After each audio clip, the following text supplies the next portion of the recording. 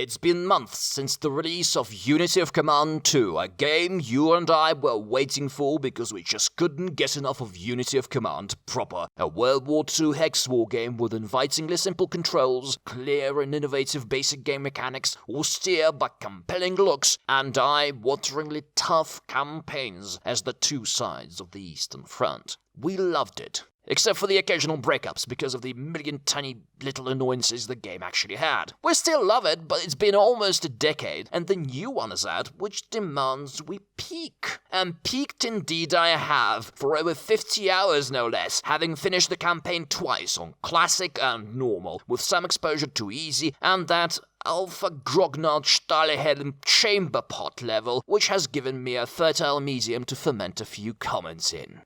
As we're about to dive headfirst into the fuzzy gravel of details, let me point out that the title of this review and a bunch of things that I'll say might suggest my being a little dubious about the game, so let me dispel this right away.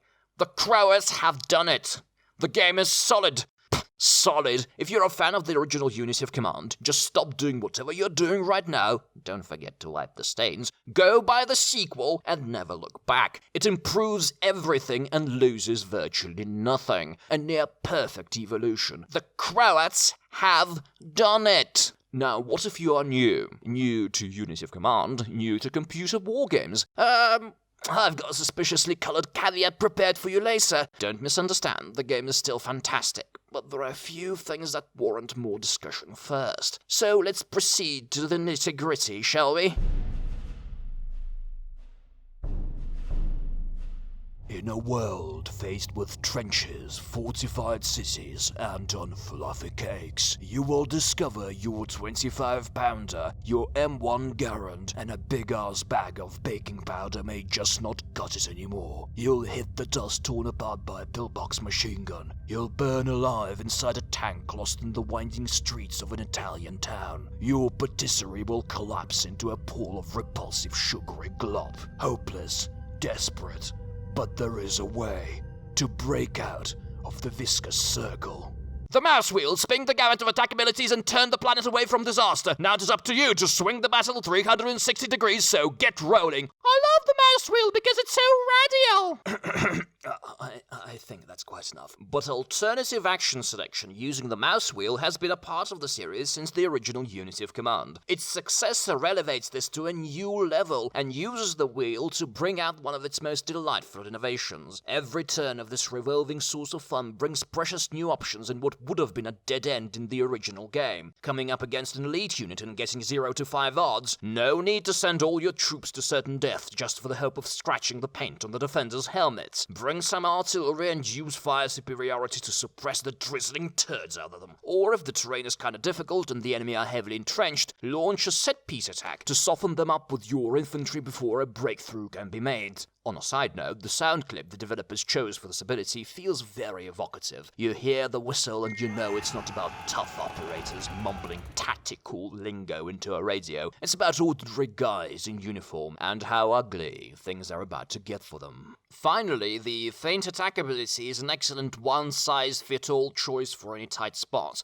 It sets very few restrictions for the unit performing it, it's a guaranteed step of suppression, and it doesn't cause cities to become ruins, making it perfect for sieges. Cut the enemy supply and chip away. This is about where my excitement for this feature refuses to go any further. Sure, we've got a bunch of engineering and logistical features, handling bridges, supply, river assault, and mechanization, which have absolutely enriched the management side of the game, and are great, but are too utilitarian in nature to make me squeak in joy. Though the AI is sometimes remarkably good at destroying bridges. That's the kind of attitude you'd take to run away from a date with someone who thinks that sharpening knives in public is a sexy move. AI is also kind of the reason for all the defensive abilities, which you hardly ever need for the lack of, defending, but that's okay. My issue is that all of the nice attack abilities are there to solve problems. Enemy in a city, blast. Enemy in a forest, stomp. Enemy on a mountain, pow. What's about when the weather is sunny and the plain ahead of you is as flat as a billiards table? It's just your standard attack, and why can't you have more good choices and interesting tactical outcomes when your offensive is doing just fine? Also, wouldn't it be nice to have an attack ability that's quite risky, but may give you a big boost if your progress is stalling? It's basic gaming strategy: falling behind, play aggressively. Couldn't this be actually formalized within the mechanics of the game itself? This leads me straight to unit attachments, which could be a vehicle for all of those things, though attachments have already grown into something substantial compared to the disappointing little pipsqueak of the original. If you've seen my look-back review of Unity of Command 1, and if you can't live a minute without someone venting angrily in your headphones, go watch it now. You know how upsettingly shallow its unit attachment system is, what with the irritating illusion of choices you have, as the game snatches it from right under your nose. Tough tits, you spot! Yeah, the sequel's a much friendlier chap. Want prestige? Here, bucketfuls, guilt-free. And why have one puny tank destroyers in your division when you can have 3? As the campaign progresses, you find yourself relying on attachments more and more, though choosing the right ones for what you do may be a bit of a hassle. Unity of Command 2 likes playing the bashful flasher, keeping its jewels securely hidden. Let's talk about exactly that.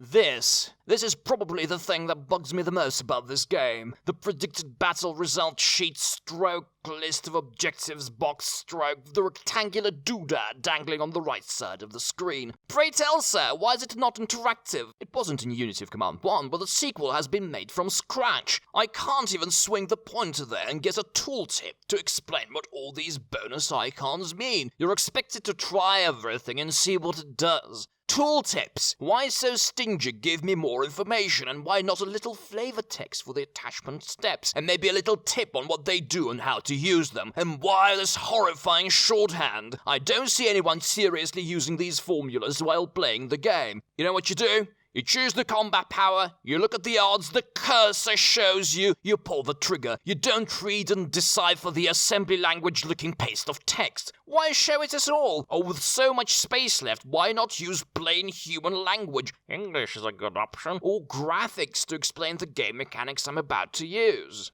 This lack of information pops up elsewhere and is rather saddening. Why not provide unit attachments with flavor text and tips on tactics? Why not write detailed tooltips for HQ abilities with conditions for using them? Why not display a message about what went wrong if you selected an ability but cannot use it? Why not have a unit management screen between the missions to keep track of the units that carry over and see if they've got too damaged or lack attachments, or just for the sense of belonging and not having to memorize the division names? Come on, writing a few thousand words of text and programming a spreadsheet shouldn't be too costly, should it? And maybe spare the players the intimate encounters with the manual, pretty please? Now is as good a time as any to mention how I enjoy the new and improved supply system, in which you can actually build up your network as you see fit with supply nodes, instead of passively floating in the waves of logistics scenario designers raise with their mighty tentacles, hoping you don't sink. This was my most anticipated feature in this game, and about every positive expectation I mentioned in my preview came to be all satisfaction and none disappointment. Does this mean the rant is over? Wrong! Look at this insulting tosh! I'm clicking and nothing happens. Why can't I double-click on the supply hub icon to switch to supply mode, at least when it's visible? There's no reason not to have that whatsoever. Imagine the game not letting you double-click on a city to open it in Civilization or Heroes. Why such inventiveness with the mouse wheel and so much disdain for the fracking buttons next to it? Indeed, they may look a little square, but they were there first. And to top off the irritation handling the supply modes all the time, I'll have to confirm or cancel new supply hubs. Whatever you do with supply hubs never takes effect until your next turn, so you should do as you please until you press the end turn button. That's your confirmation without all of the pointless clicks.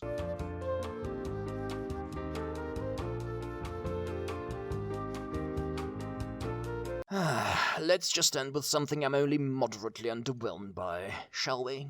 Fog of War. I expressed misgivings about it in my preview because of how it could be making the game too maddening. But it's the exact opposite of that. It just sits there and does nothing. It doesn't generate any strategic decisions. You send a recon plane, of which you have boatloads, and get all the information you need. German tanks scary, German infantry annoying, Italian and/or weak whatever is there just to waste your time. That's it. No units or unit attachments that might have a longer or shorter sight radius, no ambushes you can get into if you're careless, and my impression has been that the AI doesn't have fog of war to begin with. This is busy work, a new difficulty feature that you have only one and very easy way of circumventing, with no consequences for the rest of the game. That's the exact definition of busy work! Fog of War in Unity of Command looks like the bog-standard, cool but unnecessary design idea, which has somehow survived till release and now projects out the game's backside like a quiet alcoholic Siamese twin that doesn't raise any ruckus but still delivers crappy gin into your bloodstream. Alright,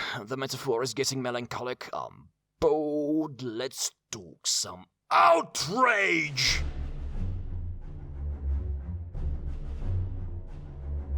Bit of a can of worms, isn't it? The campaign in Unity of Command 2, I mean.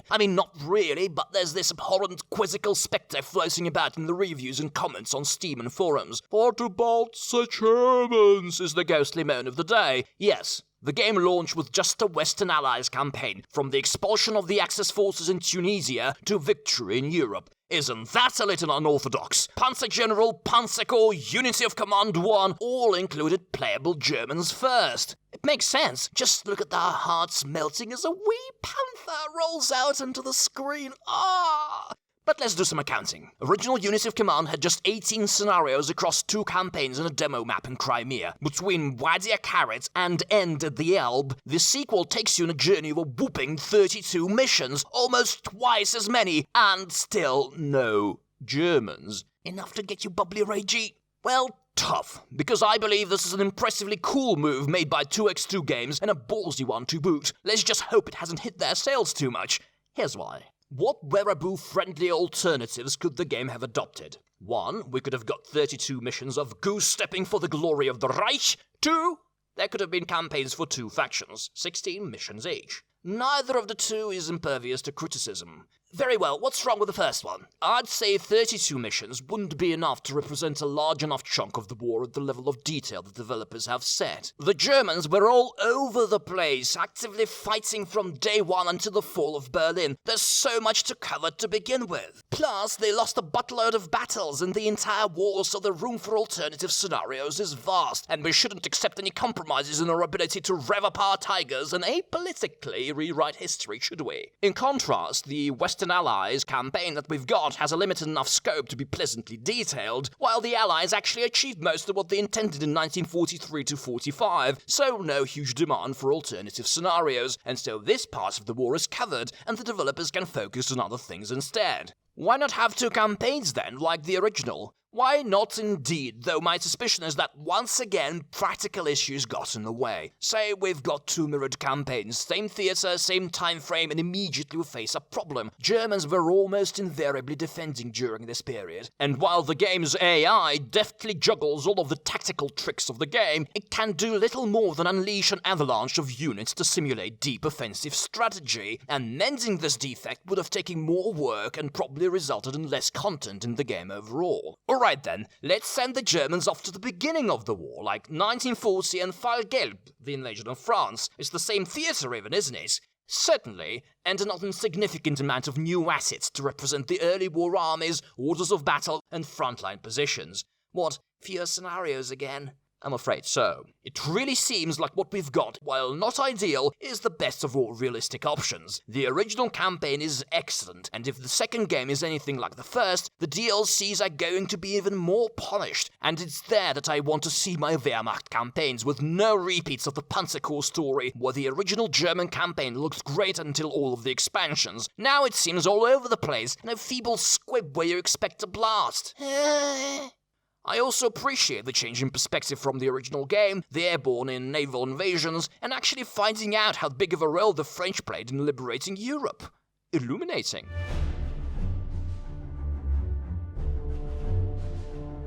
I should preface the discussion of difficulty with a particular criticism of Unity of Command 2, which I've seen a couple of times echoing my own grumblings about the original. They say, it's just a puzzle, not a proper strategy game, because everything is so predefined, because the options are so limited, because all of the objectives are so tough and demand just the right moves.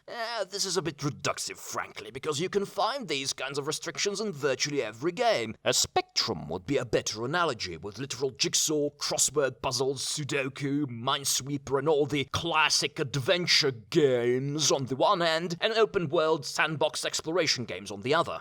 This way, instead of barking, it's just a fracking puzzle I wanna bomb ants here with Japanese kamikaze torpedoes or GTFO, we can ask where the game is on the puzzle spectrum. A bit more useful, wouldn't you say? And despite quite a bit of less welcome baggage that Unity of Command 2 has inherited from its progenitor, it's far closer to the open world end of the scale than the original. For one, with HQs and HQ abilities, with the new supply system, with upgrades, with cards, and especially with usable prestige, we've been given a whole box of new tools to shape the battlefield to our liking. Within limits, of course, but it's a simulation and a recreation of historical events. Restrictions are inevitable. On the other hand, we've got 4 different levels of difficulty now. Do you want to have more leeway, fooling around with tactics and ideas? Take easy or normal. If you want to solve the puzzle while the game beats you on the head with a potato masher, take that which should not be played and go for the high score. The game has grown to accommodate various playstyles and skill levels. Just keep in mind what you're getting into. And here's that long-awaited little caveat about recommending this to people new to wargames. The truth is, despite the helpful difficulty levels and an actual tutorial for once, the sequel is a much more complex game, and you still have to grapple with the manual to fully grasp some of the new features. Sure, you can wing it and bumble your way through the campaign on easy, but you won't get to appreciate half the goodness embedded in the game's mechanics. Unity of Command 1 is a better gateway game. I wish it had an easy, friendly Care Bear missions pack, but if you're watching this and considering getting into the franchise, you still might want to pick the original up on sale. It's a lot of fun and will help you enjoy the sequel more. In any case, despite all of the annoyances, Unity of Command 2 is an excellent successor, and I won't regret most of the dozens of hours I've spent with it and will likely spend in the future, as the developers are brewing more content and we're already getting whiffs of their new potions with the free German standalone missions, Kasserin, Nordwind, and Wacht am Rhein, which probably is the least Baraboo scenario I've ever seen anywhere, as you're given lots of cool-looking garbage and have to use weird passive-aggressive tactics to wheedle half the map from a numerically superior enemy that's better than you in every way. You might guess that I haven't yet managed to win it. Could we have a lot more, please?